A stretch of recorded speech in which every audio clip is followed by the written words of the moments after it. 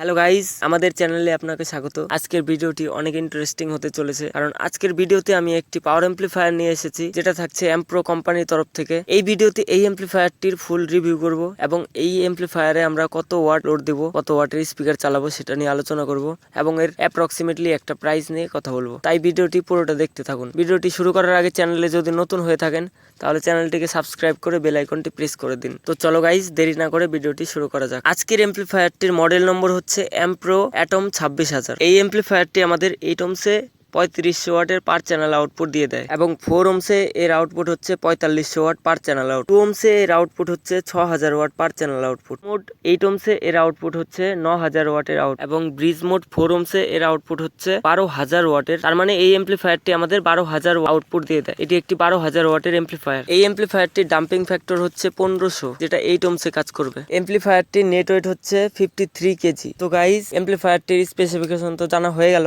এখন আমাদের জানতে হবে এই অ্যাম্পলিফায়ারে আমরা কত ওয়াটের স্পিকার চালাবো। এই অ্যাম্পলিফায়ারটিকে আমরা যদি 8 ohms-এ রানিং করাতে চাই তাহলে আমাদের জন্য সব থেকে পারফেক্ট স্পিকার হতে চলেছে 3000 থেকে 3500 ওয়াটের স্পিকার, এবং একে যদি আমরা 4 ohms-এ রানিং করাতে চাই তাহলে আমাদের জন্য সব থেকে বেস্ট স্পিকার হতে চলেছে 2000 ওয়াট থেকে শুরু করে 2200 ওয়াট পর্যন্ত। এবং একে যদি আমরা 2 ohms-এ রানিং করাতে চাই তাহলে আমাদের জন্য সব থেকে বেস্ট স্পিকার হতে চলেছে 1200 ওয়াটের স্পিকার। চারটা 1200 ওয়াটের স্পিকার চালালে 4800 ওয়াট হবে এবং এর আউটপুট হচ্ছে 6000 ওয়াট। তো 1200 ওয়াট এক্সট্রা থাকবে, এতে এর রেসপন্স সব থেকে বেস্ট হবে। সো গাইজ, ফাইনালি এই অ্যাম্পলিফায়ারটির অ্যাপ্রক্স প্রাইস হচ্ছে 90,000। এটি একটি অ্যাপ্রক্সিমেটলি প্রাইস বললাম, কারণ মার্কেটের হিসাবে কম বা বেশি হতে পারে প্রাইস, সেটা দেখে নেবেন।